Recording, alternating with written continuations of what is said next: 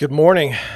I have to hit the record button because, as you know, I forget and then I have nothing saved, and that episode will forever be lost to humanity. How are you this morning? I have I have been awake for a while now. My wife managed to get up before me, and it's just so weird. Um, if you live in the Midwest, if you live in St. Louis, Missouri, and it's December 16th, you assume that it's going to be 30 degrees, maybe a high of like 45, and maybe a little windy. Fall is or it's actually in the winter, but you're still gonna have leaves on the trees, leaves all over the place, and like we have zoysia grass, and zoysia goes south on, in the fall and winter, so it turns yellow. So that's what I'm expecting. But what I've got right now is yesterday I think it was like 70 degrees. I didn't even wear a coat. And today, although I haven't looked, it's strange outside. It's like very wet. It rained last night. It was windy, and it's like so warm that it's like the ground is, I don't know, weeping or something. It's quite impressive. Maybe you don't care about. Maybe you're in France and you don't care about weather in St. Louis, and that's okay. That's okay. Uh, I think we've got a solid show today. We might deviate a little bit from the norm, but not too much. There's just a lot going on, and one of the things that I've noticed is I'm actually falling behind on my real estate news, at least that I bring to you. Not because the only reason, really, I think, is that there's so much going on. There's always somebody writing about real estate. There's always something to be said, and so I was talking to my real estate friend, colleague Jan, uh, yesterday, and she was asking me about what my podcast was about, and I told her it's from a story. She asked me when the story was from, and I said it was from like July, and she's like, "Isn't that amazing?" And I'm like, "Yeah, my news is all the way like it's almost 6 months to now is where I can pull news. Live streams, I tend to pull news faster, but I'm like 2 days behind right now." And you say, "Well, why do I want news that's 2 days old?" Well, two reasons. One, things change. So last week we were talking about how mortgages were gonna, lending was gonna be fine, and now just recently the Fed has decided that it's going to raise interest rates 3 times next year, or it's predicted to. Now, when the Fed raises rates, sometimes the rates go up, sometimes the rates go down, sometimes the rates stay the same. They're always fluctuating. We can expect them to go up, the interest rates to go up. The key question is from an economics perspective, is the government has been printing money left and right for years, okay, and all without raising rates because they're trying to stimulate the economy. Well, they've got it stimulated so much so now that we have inflation. The Fed's primary job has been explained to me as supposed to be guarding against inflation. So they're not doing a very good job, but we'll act like that's not true right now. And I say that because no one else is talking about it. I'm going to change my mic a little bit. I feel like this little thing right here is looking in my thing. Now I'm going to have to speak like this. Do I like that better? I don't know. Whatever. But anyway, so the Fed's main job is supposed to be to control inflation. Now they're contributing to inflation by printing all kinds of money and then keeping the rates low. So when they raise rates, that should cause issues. One of the arguments that I heard in 2009, 2010 is that while the rates were low, banks were only lending to quote unquote safe businesses. So if you were a small business, you didn't get a loan. Okay. Now, is that true now? I don't know. I don't want to have a loan for Deerwood Realty. There's no amount of money that I would want that I could use in such a way that I could get a better return on my investment than if I just used my own cash. So I'm not interested in that. But my understanding is banks like to do receivables. They like to finance receivables because they feel like that's safe.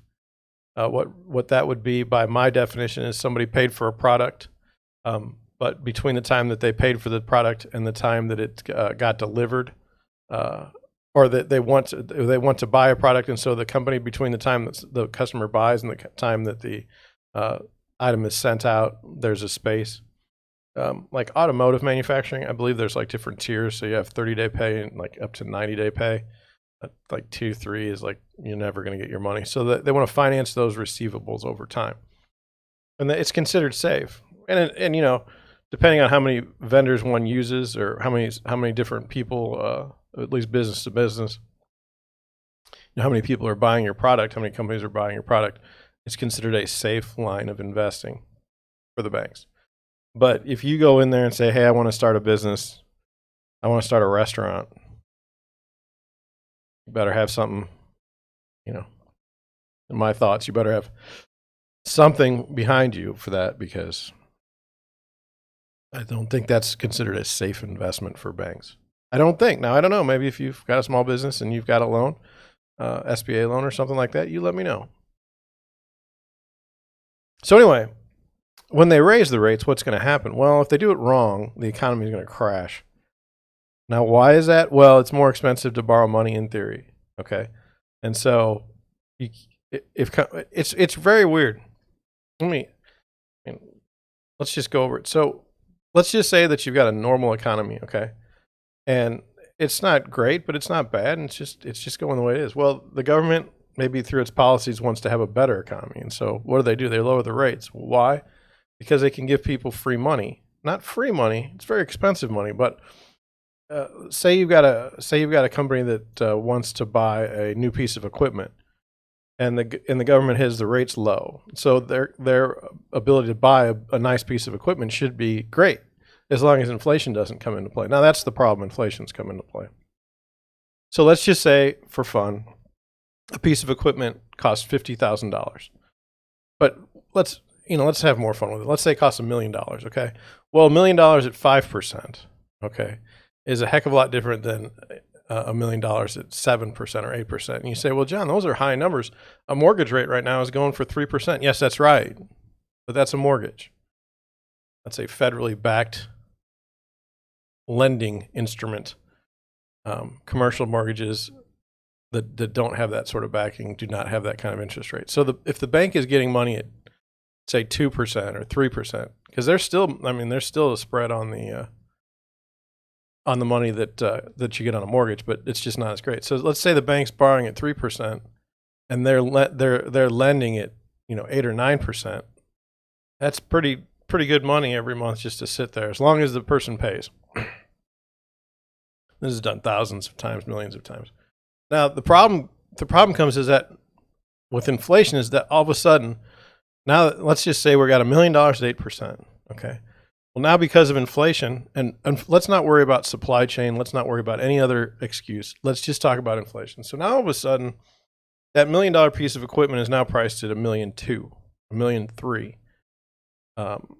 And then the government says, okay, well, we're going to raise the rates. Okay, so now all of a sudden we're at 10%, we're at 11%. Now it's tough for the business to buy that equipment, and so they hold off. They wait. Well, whatever new productivity could have been achieved by that new machine, whatever new employees might have needed to be trained for that new machine, whatever output could have been had by that machine to make products cheaper with a higher margin, those are all out the window. And so this happens thousands and thousands of times, and the economy shrinks. In theory, we don't really know what's going to happen. I've always felt that this is the case. One of the more fascinating people that I saw in economics was Dr. Ben Bernanke, and his whole thing was he had studied the crash of the Great Depression, and so he was going to obviously steer us away from the Great Depression. And I don't know what ended up happening with him, but he's not around right now. I guess he's on the speaking tour. That's kind of the goal, is you get on the speaking tour and you make X amount of dollars per speech.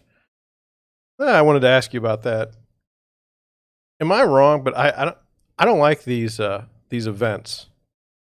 You say, what kind of events? Well, these events where I was once in a property management software company had an event in Chicago. And so I went up there, and it's all these people using the software, and there's all these like meetings and stuff, and there's all these vendors. And then Mike Ditka was going to speak to us. What does Mike Ditka have to do with property management? Well, he doesn't have anything to do with property management. He just gets paid to go and talk about how it was great that he was. I mean, now, Mike Ditka, I'm 44, and I can barely remember him as a coach for the Chicago Bears. Okay. If you're like 20, you got nothing. There's nothing that you know about Mike Ditka. I don't even know if he's still alive. I better check that. I'm serious. If he's passed away, I feel bad. I'm not trying to rip on anybody. Let's see. Let's go look here.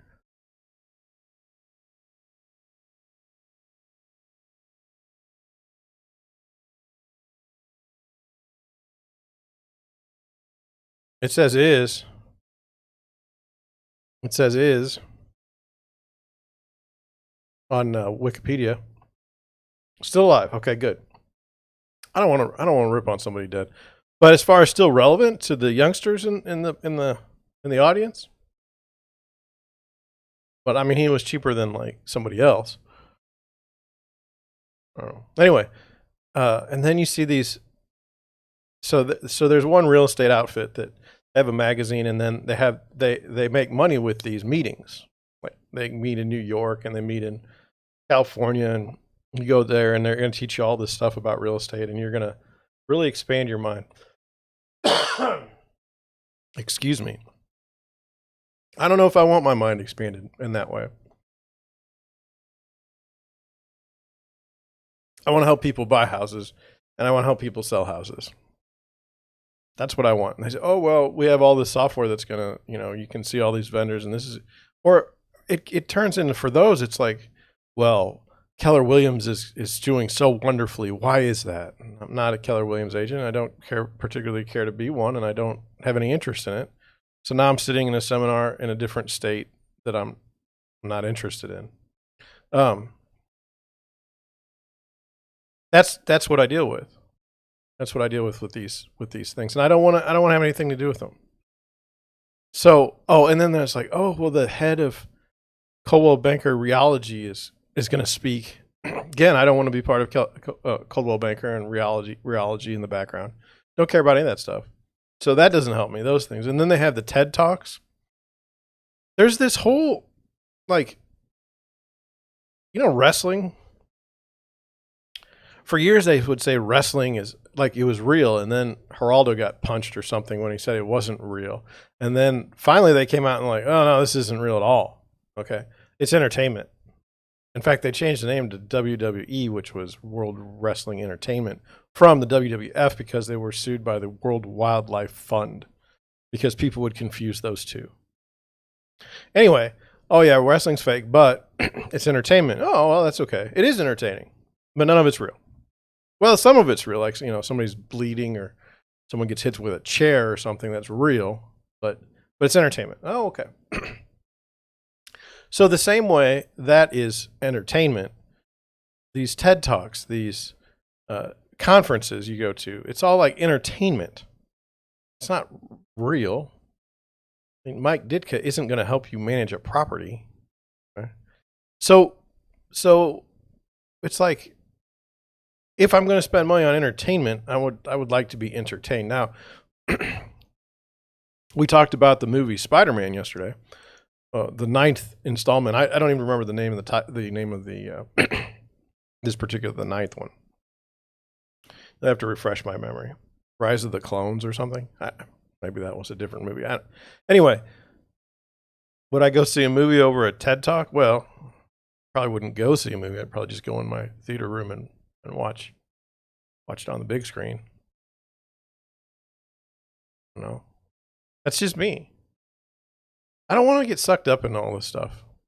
And you say, well, what was the circumstance when you went to the last one? Well, my employer paid me to go because he wanted me to learn more stuff about the software. And I did, but not enough to make it worth the trip. I mean, other than I found out Chicago was a really nice place and, be cool to go there. Is that what this is, a vacation? See, it gets dicey. if you like that kind of thing, I'm not trying to rip on you. I hope you enjoy it. I just myself would prefer to kind of stay grounded. I don't know. Anyway, I wanted to go over some things with you. The first thing, I'm going to switch up from my list, and that is I designed some merch for Deerwood Realty. I designed a hat. It's at DeerwoodRealtySTL.com. Do I expect you to go buy the hat? I don't know. I haven't even gotten the hat yet. I bought one last night, my first design, and it's going to be here somewhere between like the 23rd and the 28th. I'm kind of excited about it because I've wanted merch for a long time. Again, I don't know if anybody would buy it, but I wanted to, the design process is interesting to me. I want to do more designing of stuff like that. And you say, well, what does that have to do with real estate? Well, I don't know. Maybe it doesn't have anything. We're going to go show homes this weekend in Tower Grove South. I'm going to email text one of my clients that's her parents live in Shaw neighborhood, which is across the Tower Grove South Park. Well, it's Tower Grove Park.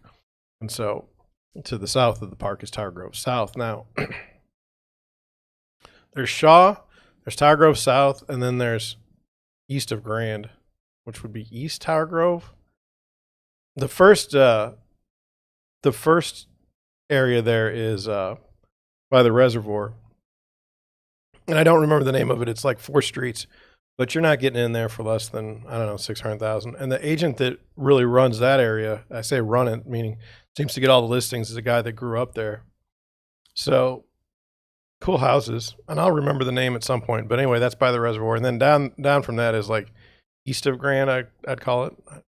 I wouldn't necessarily say Fox Park yet, but anyway, that was an area that was up and coming, and then I don't know what happened, but it didn't at the time, it didn't go the way it was supposed to. Now, has it since then? I don't know. I haven't anybody looked over there. But the question I'm going to ask my former client is, hey, if you had $500,000, would you rather live in Shaw or would you rather live in Tower Grove South?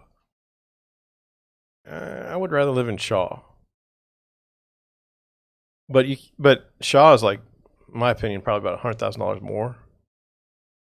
Really, it's literally across a park, and that's the difference. Now, I also have another buyer that's interested in Tower Grove South. So what do I have to do? What are my responsibilities as an agent? Well, I think I should tell my buyers, hey, I might be showing other houses in this neighborhood. Just to be up front. Now, what if they both want to put an offer in on a house? Well, then I'd have to tell them, like, hey, I can't tell you what the other person is offering. Okay. Does that limit me as a real estate agent? Well, I don't know. I don't think so. I can like my clients. I can advocate for them. And that's why I leave things up to them when it comes to pricing. Like, I put all the information out there and then let them decide. And it's the same way with listings. And so what you get sometimes with listings is someone will say, well, you listed that house for too much. Well, I listed it for what the client said they wanted to list it for based on the information I gave them. Well, you changed the information. You made the information look too good. Well,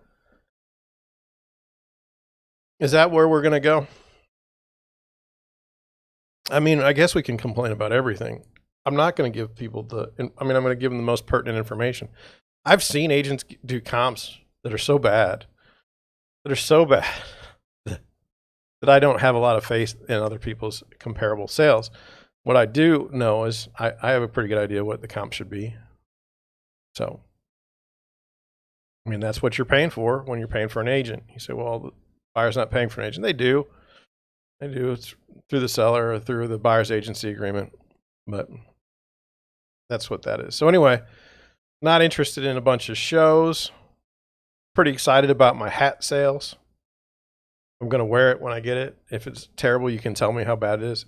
Now, if you noticed, not exactly flush with a lot of hair. So what does that mean? I will put, when I wear a hat, it looks a little silly in the back because you can see like a bald spot. But I'll wear a hat online. I'm not afraid. I want to. The hat that I ordered is called a dad hat. We used to call them baseball hats when I was a kid. I don't know if kids don't wear them anymore. I really don't. I will wear a baseball hat when I go work outside. I just wanted a Deerwood Realty one. I want a hoodie, but my hoodie design has not gone well. Let's just say that. So the hat will be embroidered. The hoodie will be print on demand. I will wear both.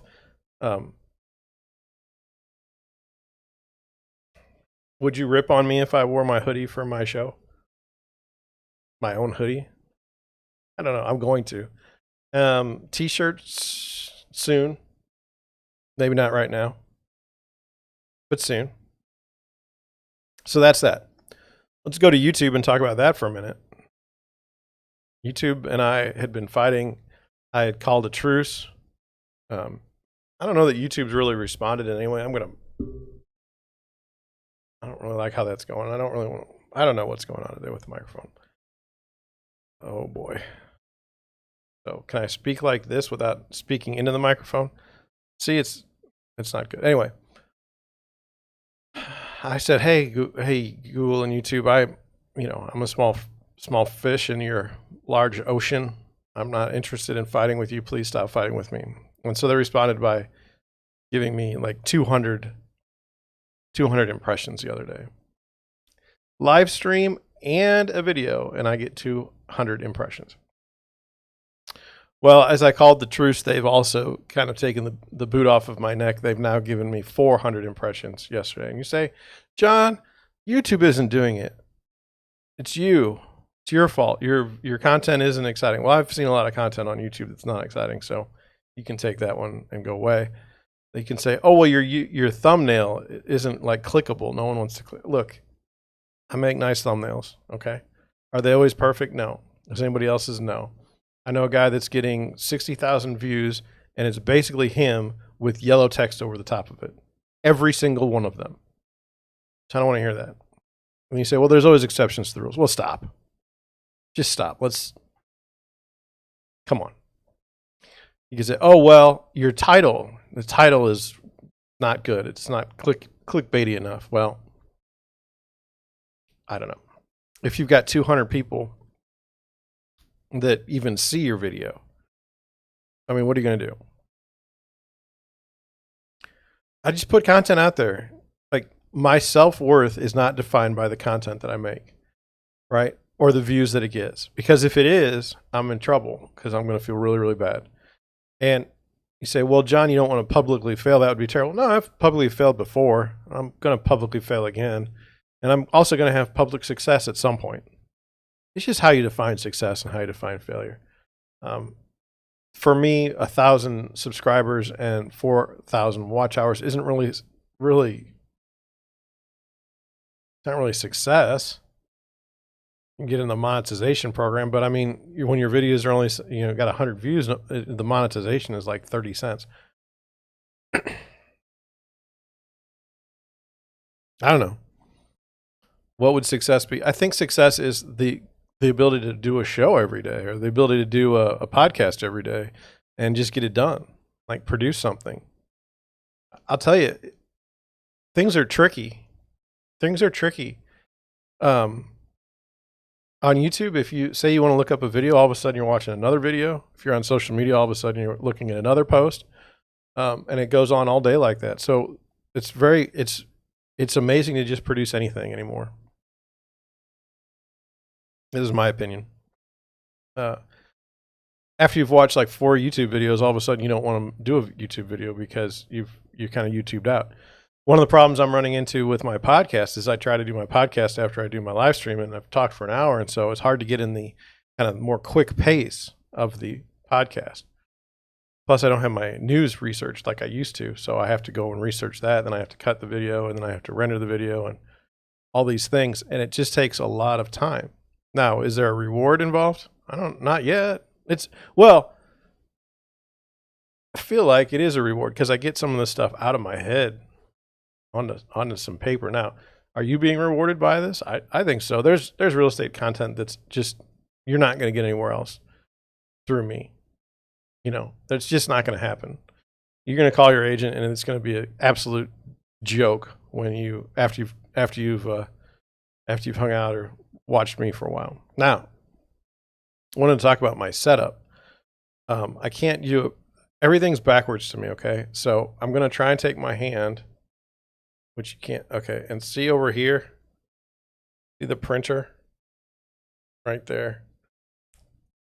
It's going to stay. I like the wider shot. I don't need to be focused that much on my body. And I would do more, more out, but I'm in a kind of a confined space. And right now I've got a whiteboard that I want to put up, and I don't even know if I can put it up because I've got so much stuff.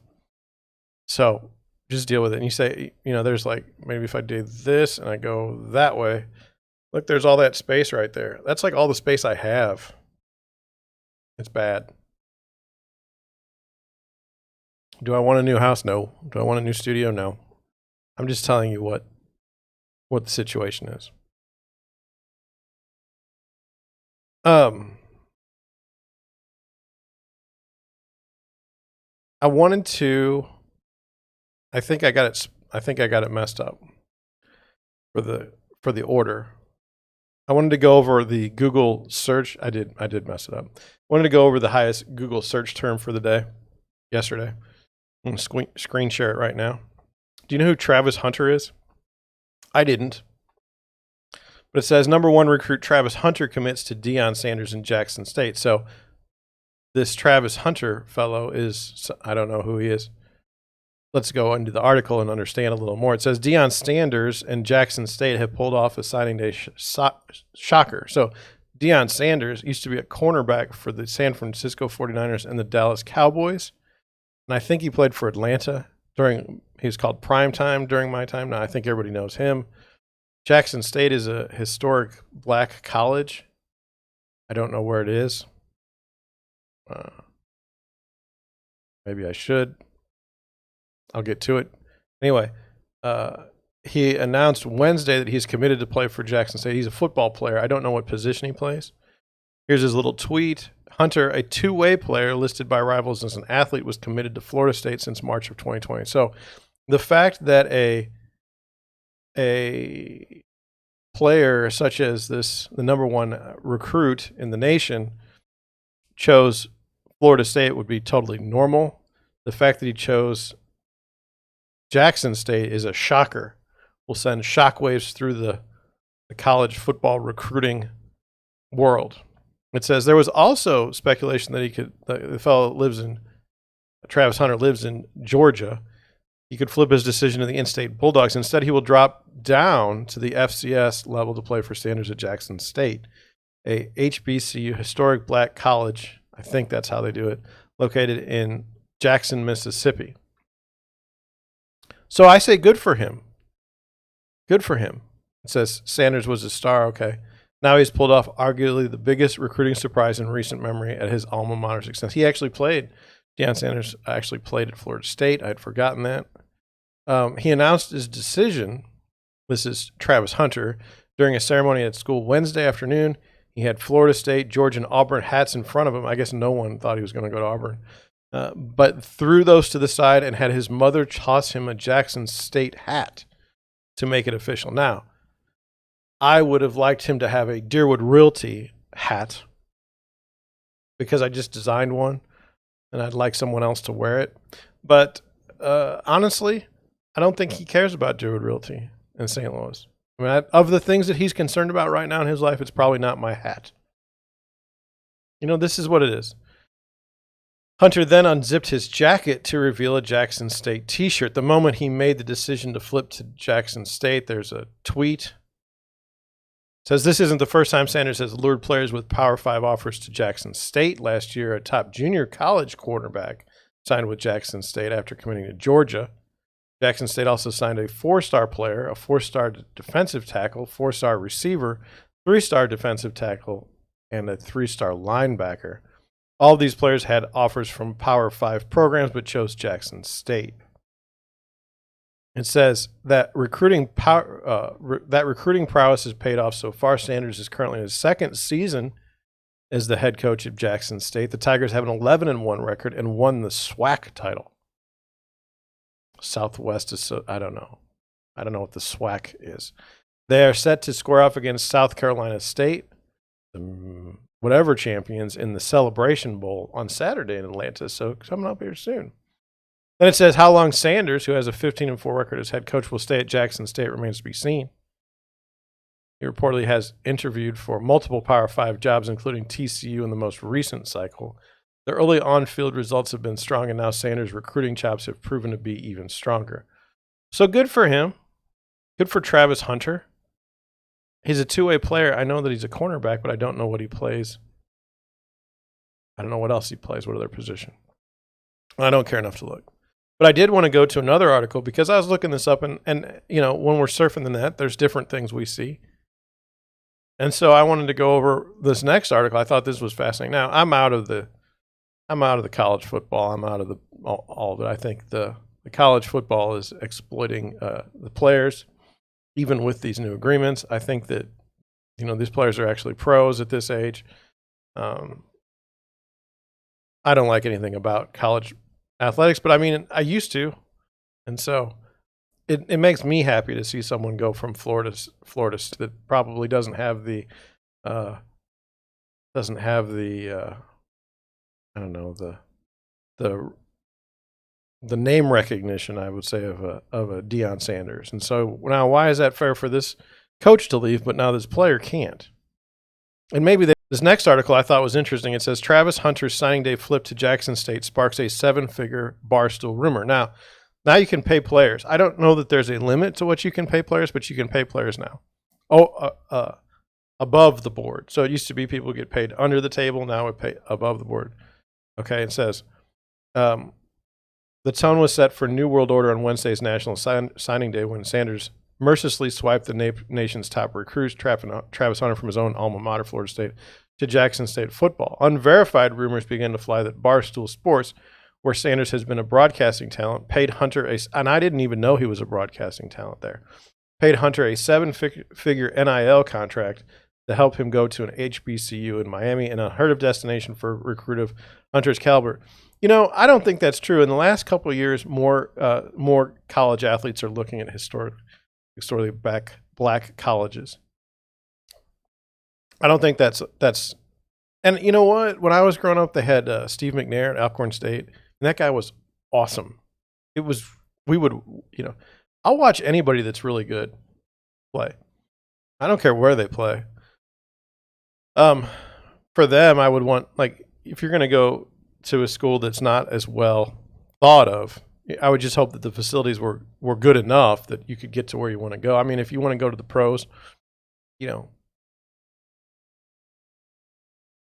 I've often thought that maybe some of these guys that go to like the kind of the pro football in college, like the Alabamas, they're used up before they get to the pros. Like we had a guy, Barrett Jones, for the Rams.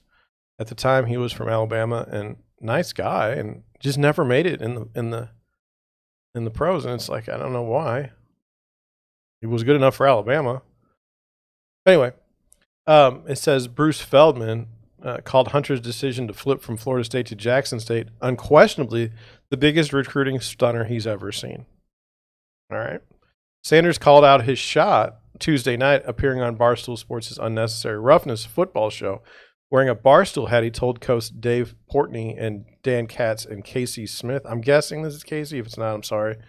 He was going to shock the country. He delivered in spades. He said he's going to shock the country. Rumors have been flying on social media that Barstool did a 7-figure NIL deal with Hunter to seal the deal for Sanders. A relatively obscure investing Twitter account called Bean Invest got more than 1,000 retweets in purporting to break this news. Now, I don't know how they found this small little Twitter account at 1,000. I have 52 followers on Twitter, and I love you all, even the bots. But I don't think anyone's going to find my Twitter feed when I'm discussing college football rankings. Anyway, it says that it says asked by the New York Post if this rumor is accurate, Portnoy, Barstool's founder, said no comment, which is weird because he talks all the time. He's a talker. Citing a source close to the Jackson State program, Front Office Sports reported that the rumor Barstool has an NIL deal with Hunter is false. Gary Thompson, a Jackson State beat writer for the Clarion Ledger, also reported that the Hunter Barstool rumor is not true. Yet, Portnoy, who is good at media, good at putting himself out there, appears to be acting as if the rumors are true. He tweeted Barstool Millions NIL. He also responded to a Twitter user complaining about Barstool doing a multi-million-dollar NIL deal with a GIF of Mr. Krabs and the SpongeBob SquarePants playing a tiny volume with no sympathy. It says Barstool does have a pre-existing NIL program. One would see why garnering the attention of signing Hunter to an endorsement deal would be a worthwhile endeavor for them. The nation's top recruit paired with the charisma of Sanders is a marketable formula. Well, I don't know. Is Turner? Is that his name? I don't mean to be mean, but let's see. His name is Hunter. I'm sorry. Travis Hunter. Uh-oh. My mouse got stuck. Travis Hunter. Oh, goodness. You know, if he's got a media personality as well, I guess that would work. I don't understand how this works. It says the rules for NIL are very murky. The schools technically aren't allowed to directly orchestrate payments to players. I guess they just have to see. It's just crazy. Everything is supposed to be third party, so they can pay off more people. Just this past week, the football programs at Miami and BYU came under investigation for handling these deals improperly. So, if they do anything like the mortgages appraisers in St. Louis or in the rest of the country, your bank can't choose its mortgage appraiser. The appraiser has to be chosen by a third party, and so there's all these businesses that have started that have third party appraiser referral services. I suspect it'll be the same thing. It's like, how do we get more people, more work? No reasonable human thinks these ultra-competitive coaches are just going to have one iota of respect for the letters of the law. I agree with that. But they're going to have to walk a tightrope to avoid being implicated in anything that violates the rules. There shouldn't be any rules at this point. Let's stop with the jokes, you know? Then it says, unsurprisingly, the old guard in college football hates the new NIL Wild West. The coach, Dabo Swinney, who's won 2 national champions, limited there's 2,000 college football players in the transfer portal and said there's so much tampering going on and so many adults manipulating young people. That was true from before. I'll never forget that video of the fellow that committed to a college. I think his mom wanted him to go to Florida, and he chose something else at the last minute, and she was crying, and she was mad. Well, that was your own mother that was trying to get you to go to a school. And there's always been these murky figures, like let's pay an uncle so that the kid goes to this school. So I don't want to hear about Dabo Swinney. 2 national championships, had arguably the best quarterback. He was good. Trevor Lawrence was good, and I don't care about what he has to say. He's going to sleep on his pillow of millions tonight. He'll be fine. And it says every scholarship offensive lineman at Texas will get $50,000 with the new NIL deal. The former coach Gene Chizik tweeted, not to mention the $200,000 education. Americans struggle finding 50,000 jobs to feed their children. Now it's a $100,000 player with no one in sight. The flawed system, most money wins. You will find in life that the most money wins all the time. In fact, when you compare Auburn and Alabama, who do you think has the most money every year to spend on, their program? I don't know. It seems like Alabama does. Maybe I'm wrong. When you look at Mizzou in the SEC versus Alabama or some of the other schools, where do we rank? And how do the things look at Tennessee? I mean, they fired like 4 coaches in a row and pay them all off. Whereas if Missouri tried to do that, we'd be done. Now, Texas hasn't been good in a long time. So if you want to pay $50,000 a year, and then people say, well, this Gene Chizik has millions, so why is it okay for him? Well, his point was that Americans are struggle finding $50,000 jobs to feed their children. That's true. But it comes from a guy that's possibly a millionaire. I don't know. It was very interesting. I did see that Gene Chizik was in the news. No one in America is going to pay $50,000 a year for a child that's brilliant to go to learn more chemistry. There's no like chemistry Super Bowl or chemistry national championships, and if there are, I apologize, but I didn't know. This is the way the world works. We love college football, or enough people do, and enough people feel strongly enough about it that there's all kinds of money being generated by the sport. If no one cared about it, we wouldn't have it. It is what it is. I can't do anything about it. It says there's a chance that the NIL could actually democratize college football, which in recent years has become increasingly oligopolistic. If Jackson State can land the top recruit in the country, perhaps this will mark a sea change. So the idea being now that we can all pay everybody, we're all on the same footing. I don't know if I believe that. You believe that? Anyway, let's look at homes. I thought Memphis, Tennessee would be a nice place. Let's look at the top listings here. We got Cry Likey. We got two. I got a $2 million, both $2 million. We got a Broad Avenue Realty, and we've got Keller Williams. Okay. 2.9, 2.6, and 2.3. Now, this is a far cry from Chicago when we were looking at $18 million home. 5 beds, 4 baths on a 1.8 acre lot. Well, let's take a look. I'm going to do the tabs today because why not? House has been on the market 961 days. I don't want to hear it. We're not looking. It's been too long. Next.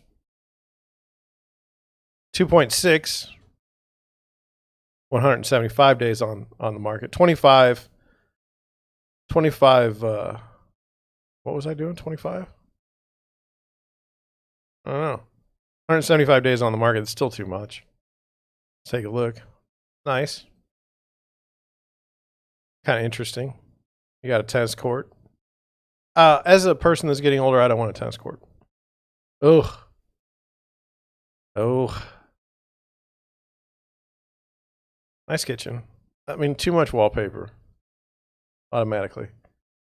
Too much wallpaper.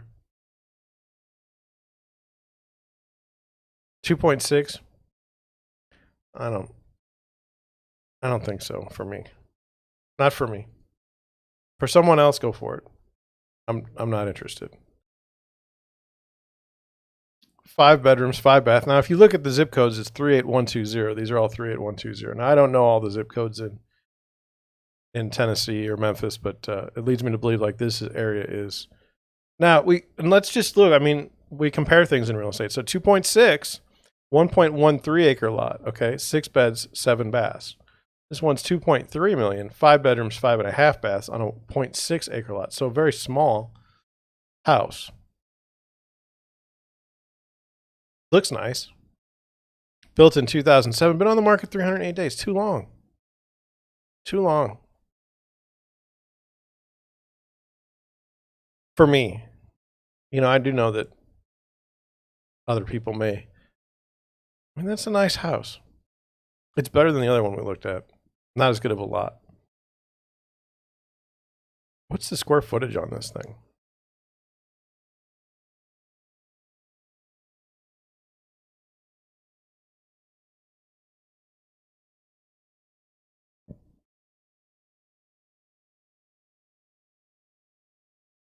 I haven't been showing square footage the way.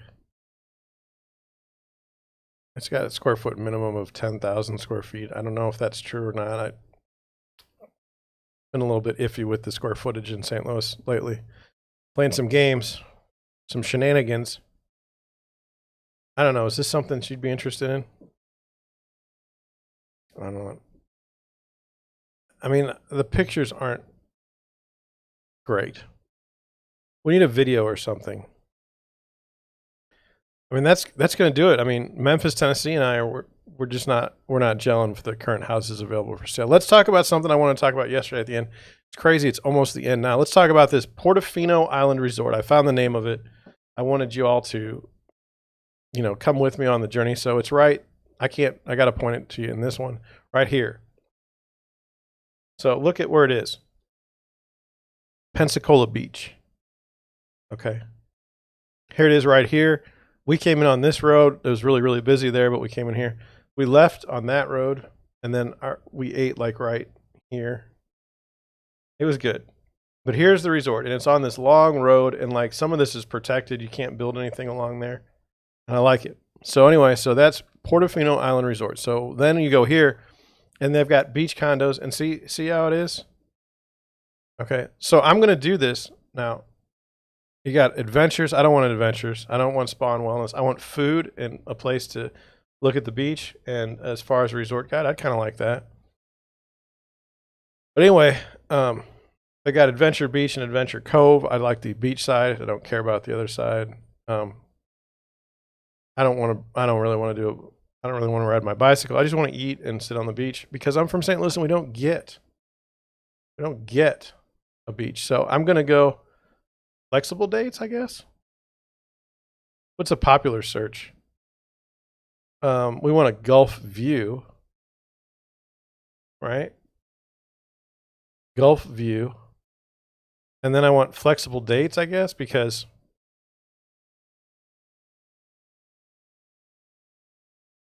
I don't know what good did that do? Flexible dates didn't do me much. Let's say I want to go 2022. And we'd be there probably in June because, you know, the kids. And let's just say Sunday.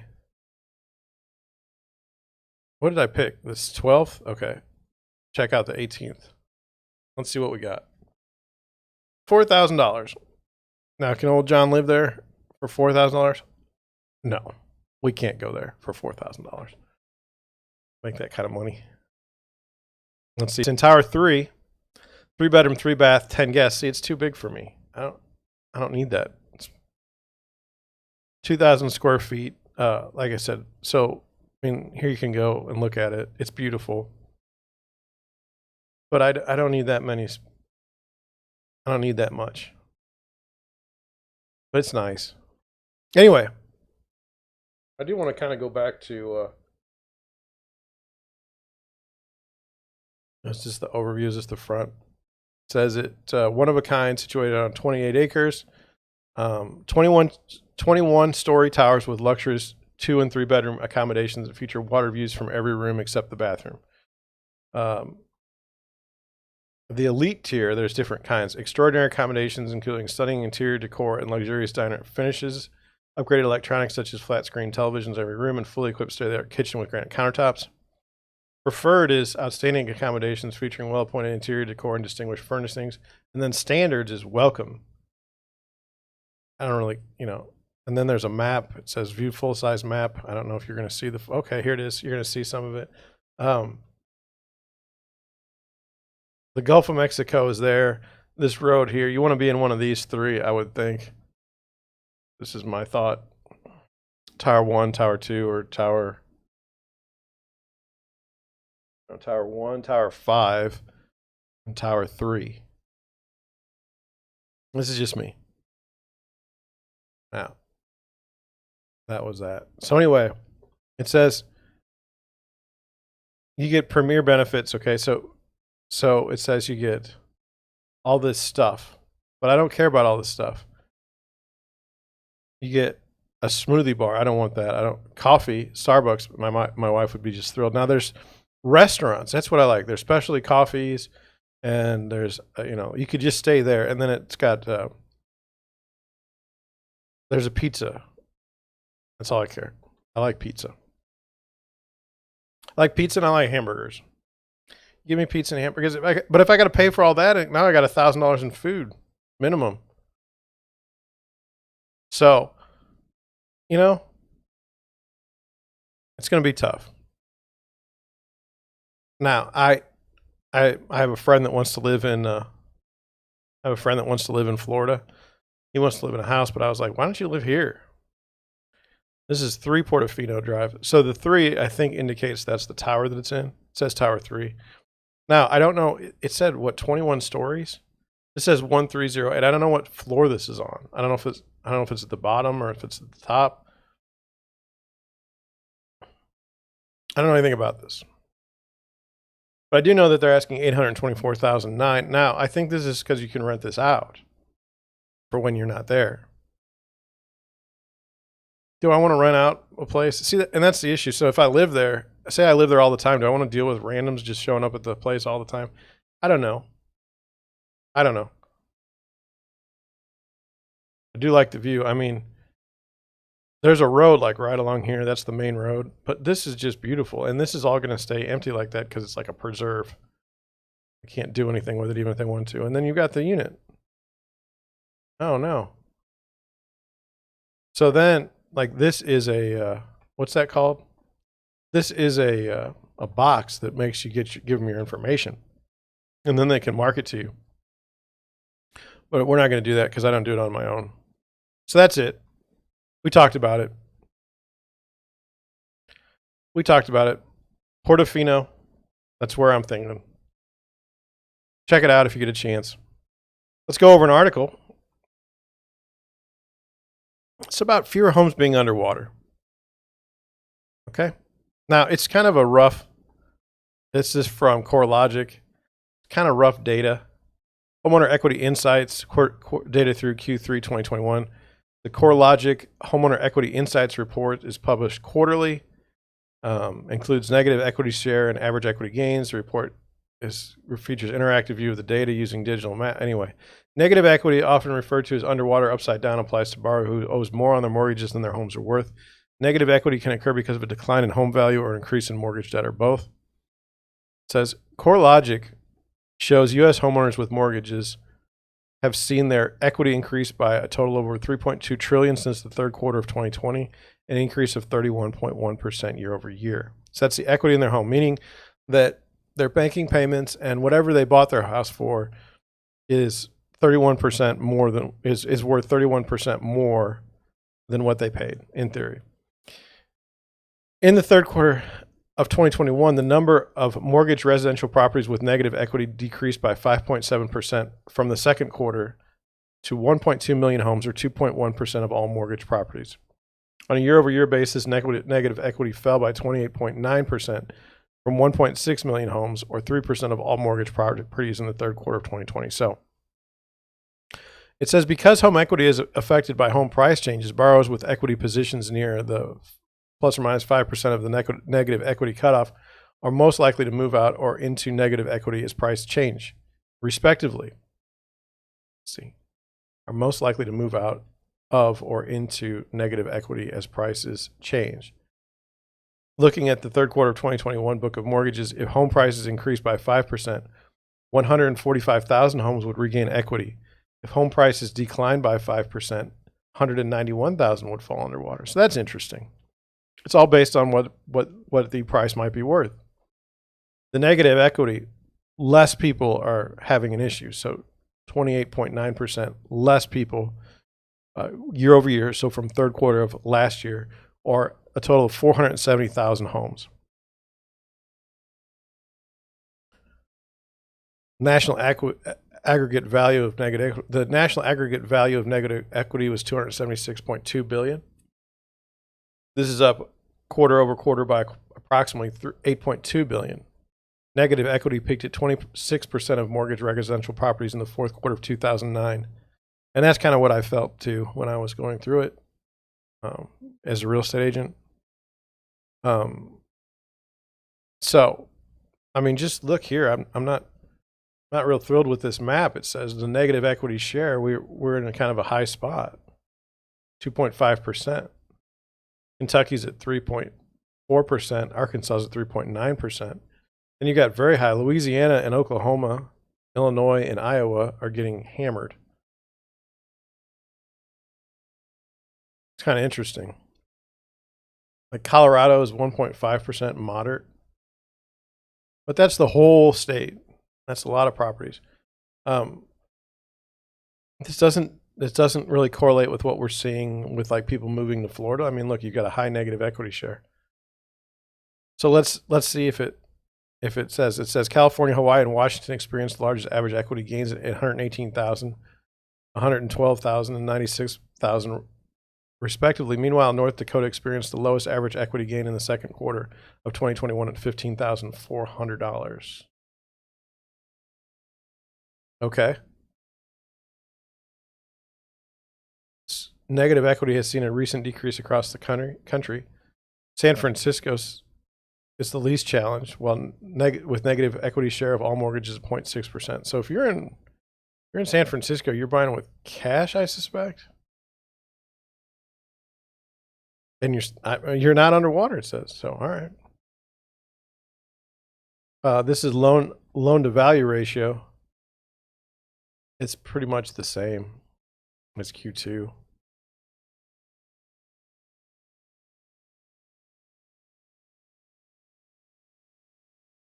It says, and here's the summary. It says they began reporting homeowner equity data in the first quarter of 2010. At that time, the equity picture for homeowners was rather bleak in the United States. Since then, many homes have regained equity, and the outstanding balance of the majority of mortgages in the country are now equal to or in a positive position when compared to their loan balance. So anyway, I guess when this number changes is when we should really start to be concerned about the economy. That's the last article we're doing today. We're not going to go any further. You may be upset about that. It's okay. Oh, it's okay. So what did we learn today? Well, we learned that I made a hat. We learned that I think his name is Travis Hunter, is the #1 player in the United States, #1 football prospect, and he's going to not go to Florida State as he was committed there since 2020. He is going to go to Jackson State. I don't know, somewhere in Mississippi. I think it's Jackson State in Jackson, Mississippi. Very shocking. He's rumored to have gotten a 7-figure deal, but he doesn't really have a deal according to people close to him, but who knows? It's murky. Portifino Island or Portifino condos look really cool, but they're kind of expensive for me. I don't know if I could really swing that.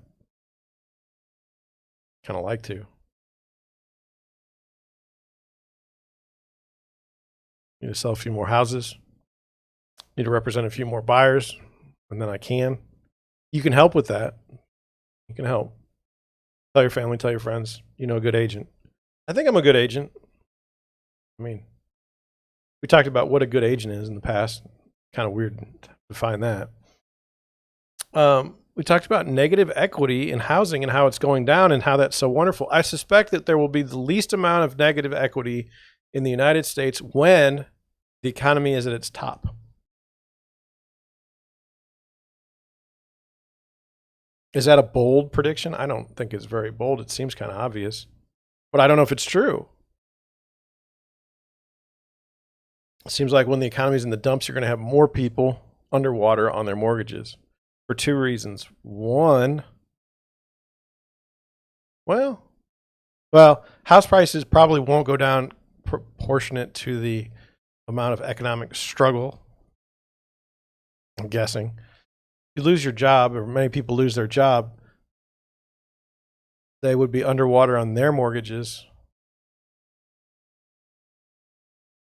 I think. I don't know what people have saved. I don't know. It's a tough one. What's negative equity include people behind on their mortgages? And I don't have the article up to know.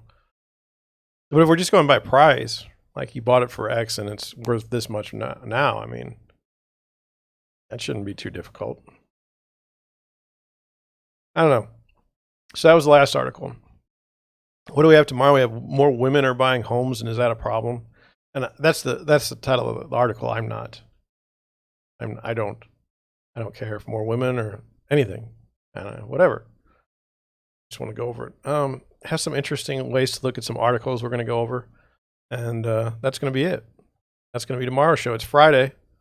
I guess that'd be the 19th consecutive live stream. You guys are knocking it out of the park. I have to say, my chat is just full of people commenting. That was sarcasm. If I could just have one, I mean, after I started ripping on the spam posters, I haven't even had any of those people post. So that's depressing.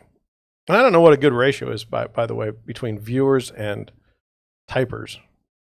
Like when I watch TV at night on a live stream, I don't type, but I watch. I don't know. Anyway, thank you for watching. If you're watching later, thank you for watching. It's been fun to go over this stuff with you, and we'll do it